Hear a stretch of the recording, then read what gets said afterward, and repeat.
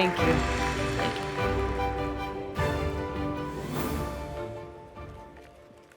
Shukran.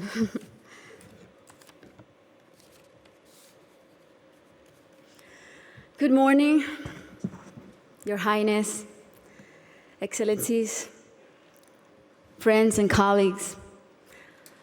I would like to thank you for the opportunity to be here today. It's also an honor to join forces with Educated Child, an organization led by a woman who is an amazing role model, a woman who has shown such relentless dedication to getting every child in school. This is such an exciting day for us because it marks the beginning of a new era in my home country, Colombia. Most of you may know me as an artist, as an entertainer, and that's indeed my calling and what I've been doing since I was 13 years old. But I never would have imagined when I started out that my work as an artist would end up being the vehicle for me to serve my greater purpose in life of working towards eradicating poverty through the power of education. As a Colombian citizen, inequality is a concept that sadly one becomes very familiar with at a very young age. It's a country like many others in Latin America where a few have a lot have almost nothing, and where if you're born poor, you will almost certainly die poor, and where people don't access equal opportunities. And because of that, generation after generation after generation live trapped in the same vicious cycle fed by prejudice and inaction. Growing up in my country when I was around 8 years old, I remember I saw kids my age who, instead of being in school, were already working in the streets, were barefoot in the park, kids like me, whose reality was completely different than mine, only because of the circumstances into which they were born. It was really hard for me to accept that something so unjust didn't have a solution. There had to be something that could be done. So I often asked myself why the adults around me were so resigned to the fact that these kids, who were just like me, or even their own children, were living in a parallel reality so different and so cruel. As Kofi Annan put it, poverty is intolerable in a world of plenty. So as soon as I had some success, the first thing I wanted to do was to invest as many resources as I could into what later would become the most meaningful project of my life, working for children. So I set out to find a team of people who dreamed big and worked hard and thought like me to help me right the wrongs that I had witnessed throughout my entire childhood. And that's when our foundation, the Barefoot Foundation, Pies Descalzos Foundation, was born. I knew, and I was only 18 years old then, but I knew that I wanted to focus on children and improving their lives, but I didn't know where to start. So I really felt that I needed to learn what the roots of inequality and low social mobility were. So I decided to study the reasons why children were working in the streets, or why some children were being recruited by the violent organizations like the paramilitary or the guerrillas. Why were so many children suffering from chronic malnutrition? And I realized that most of the issues that children face in my country had and have a common denominator: the lack of access to quality education.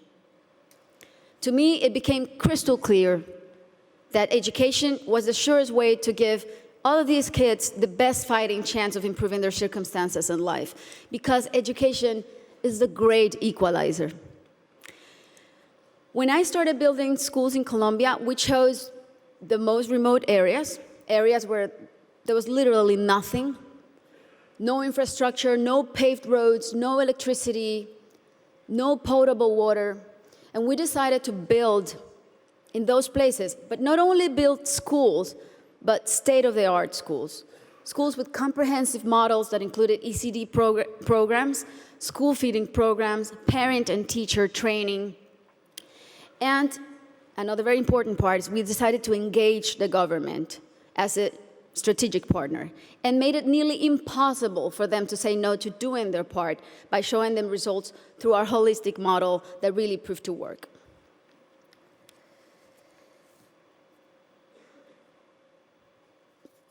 We noticed that as soon as a school is built in those places, everything is transformed. The improvements to the infrastructure were jaw-dropping. Electricity, potable water were made available, made accessible. Roads were paved.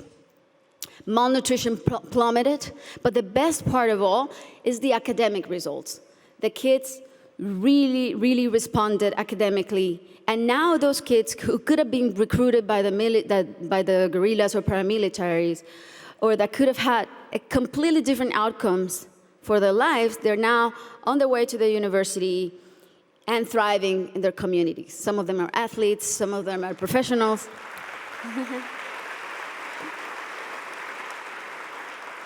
That's why it really is a thrill to work for education. That's why I'm so passionate about it, because I've really seen results that are as palpable as this podium. And seeing all these success stories that have a name and a last name has been one of the most rewarding things I've done in my lifetime, even more so than winning Grammys, I think. Now,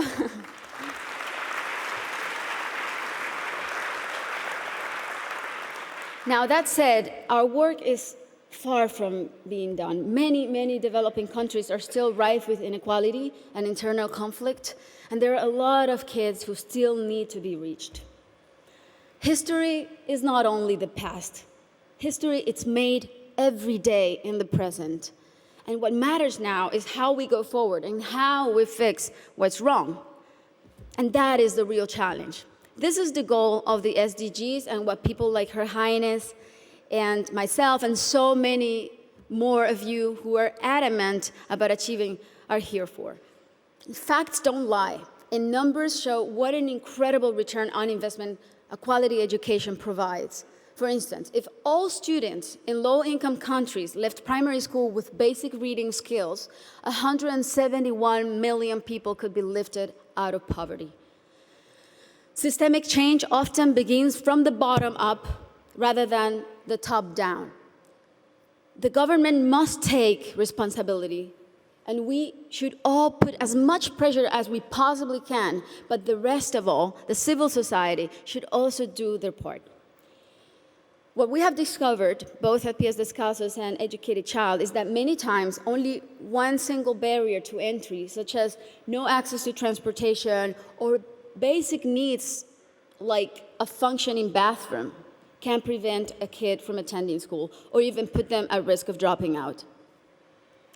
Sometimes, all it takes to change a child's life is the security of a hot meal in school or the ease of being able to hop on a bus that will leave you safely at your classroom's door. It's as simple as that. And these are simple interventions, and they don't cost a lot. The biggest effort, really, is in mapping the communities, in going door to door, searching for the out-of-school children, talking to the parents, talking to their families. Giving a name and putting a story behind these children is the first step to start rewriting their story.